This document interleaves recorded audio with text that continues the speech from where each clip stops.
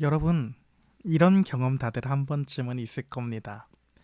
좋아, 오늘은 진짜 각 잡고 공부 좀 해봐야지 하고 비장하게 책상에 앉아서 책을 펴니다. 근데 그 순간 방문이 갑자기 벌컥 열리며 등 뒤에서 어머니의 잔소리가 들립니다. 야, 너 공부 안 해? 맨날 스마트폰만 쳐다보고 있고. 이때 여러분은 어떤가요? 분명히 방금 전까지 공부할 의욕이 100%였는데 갑자기 잔소리 한 방에 공부하기가 싫어집니다. 아, 지금 딱 공부하려고 했는데 엄마 때문에 기분 상해서 안 해라고 하며 그대로 책을 덮고 침대에 누워버립니다. 외부의 태클 한 방에 모든 의욕과 계획이 멈춰버리는 이 억울함. 근데 오늘 우리가 읽은 성경에도 진짜 하나님의 성전을 제대로 지어봐야지 하고 감격스럽게 성전의 기초를 놓았다가 주변에 태클 한 방에 멘탈이 나가 무려 15년 동안이나 공사를 접어버린 사람들의 이야기가 나옵니다. 방해꾼들의 집요한 고발과 협박에 완전히 의욕을 잃고 멈춰버린 성전 재건. 잿더미 위에서 간신히 시작된 이 구원의 역사는 이대로 끝나는 걸까요? 세상의 방해보다 더욱더 끈질기고 강한 하나님의 열심이 어떻게 이스라엘의 역사를 움직이는지 에스라 4장부터 6장까지의 이야기를 함께 살펴봅시다. 에스라 4장에는 교묘한 유혹과 15년의 성전 재건이 멈춰지는 이야기가 나옵니다. 성전 건축이 막 시작됩니다. 시작되자마자 방해꾼이 등장합니다. 그 땅에 살던 사마리아 사람들이 갑자기 야, 우리도 그 성전 같이 짓자라고 하며 손을 내민 것입니다. 이 요청을 스룹바벨과 예수아는 단칼에 거절합니다. 왜냐하면 사마리아 사람들의 이 말은 겉보기에는 착한 협력 같지만 사실 이들은 거룩한 예배에 우상숭배를 섞어버리려는 사탄의 교묘한 영적 물타기였기 때문입니다. 사마리아 사람들은 누구일까요? 이들은 과거 북이스라엘이 망했을 때에 아수르가 이스라엘 사람들을 쫓아내고 그 땅에 강제로 이주시킨 여러 이방 민족들이었습니다. 이들은 이스라엘의 남은 사람들과 섞여서 살면서 하나님을 섬기긴 했지만 동시에 자기들의 우상숭배도 함께 섬기는 영적 혼합주의에 빠진 사람들입니다. 그들은 하나님을 유일신이 아닌 여러 신 중 하나로 여겼습니다. 이런 자들과 만약에 성전을 함께 지으면 어떻게 될까요? 바로 하나님을 예배하는 곳인 성전이 온갖 잡신이 섞인 비빔 영적 비빔밥이 되었을 것입니다. 협상이 거절당하자 이들은 본색을 드러냅니다. 바사, 페르시아 관리들에게 뇌물을 먹이고 왕에게 유다인들이 이 성을 다 지으면 반역을 일으켜 세금도 안 낼 겁니다 라는 새빨간 거짓 탄원서를 보냅니다. 결국 바사 왕의 페르시아 왕의 공사 중단 명령이 떨어지고 겁을 먹은 백성들은 망치를 내려놓습니다. 성전 기초만 덩그러니 놓인 채 공사장은 무려 15년 동안 거대한 절망 속에 멈춰버립니다. 그렇게 4장이 마무리가 되고 5장의 이야기로 들어오게 됩니다. 5장에서는 멈춘 망치를 다시 들게 하는 힘이 나옵니다.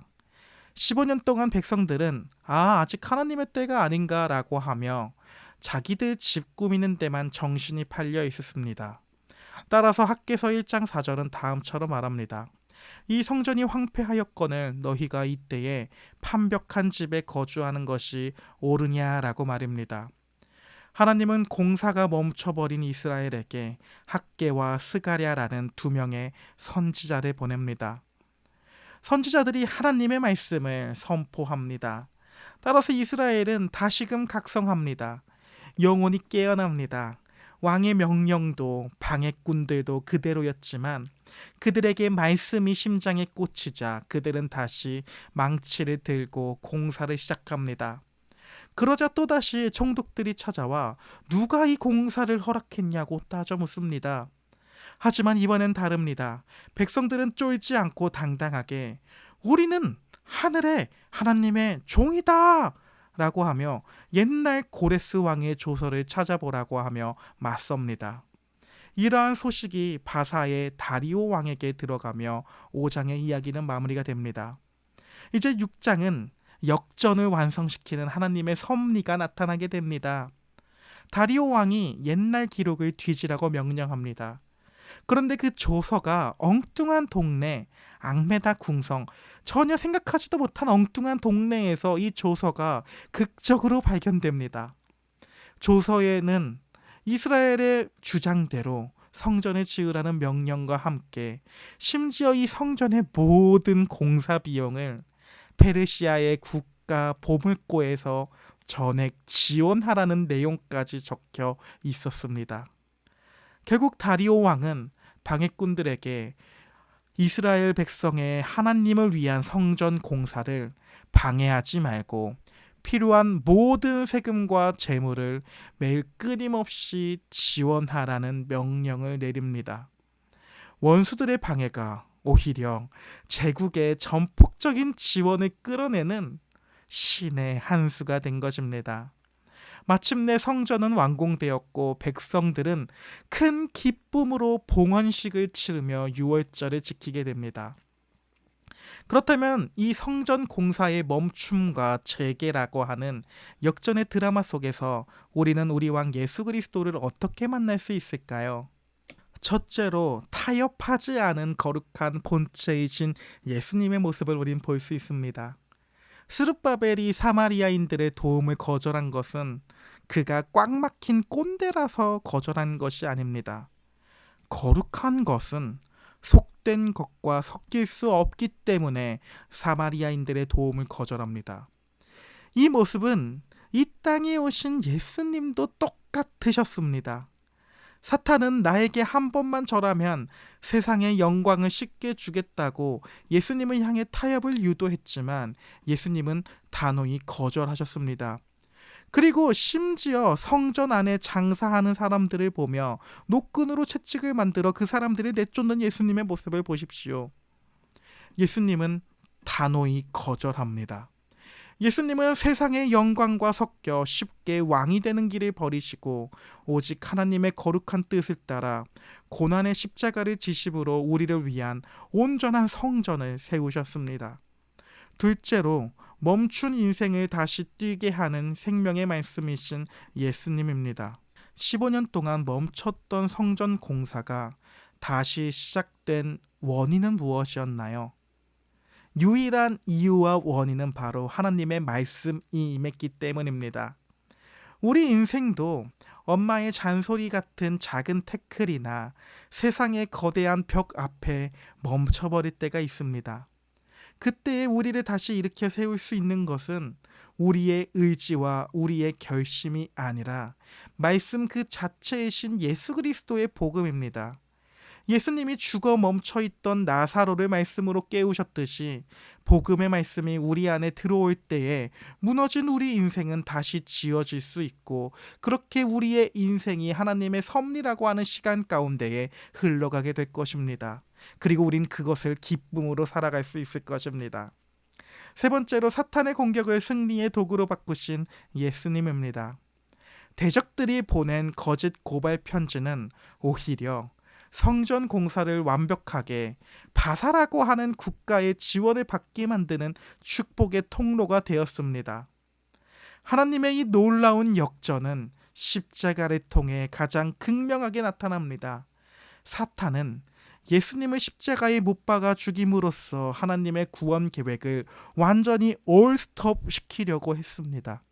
하지만 하나님은 그 끔찍한 사탄의 공격, 그 십자가를 오히려 우리를 죄에서 구원하는 부활과 승리의 열쇠로 완벽하게 역전, 뒤집어 버리셨습니다. 원수의 어떠한 공격도 하나님의 손 안에서는 우리를 살리기 위한 구원의 재료가 될 뿐입니다. 사랑하는 여러분, 우리의 삶 속에 혹시 방해와 태클 때문에 멈춰버린 성전 공사 현장 같은 부분은 없나요?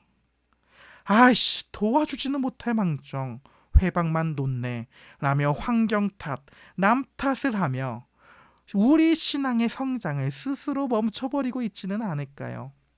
성전은 나의 기분이나 의욕으로 지어지는 것이 아닙니다. 우리 인생을 지으시는 분은 신실하신 하나님이십니다. 세상의 방해와 사탄의 공격조차도 부활하신 주님의 절대적인 주권 안에서는 우리를 성장시키는 완벽한 재료가 될 뿐입니다. 오늘 하루 멈춘 것 같아 보이는 우리의 인생 자리에서 다시 일어납시다.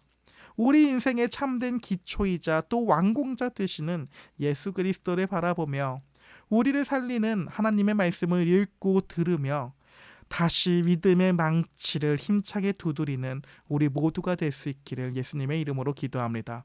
파이팅입니다.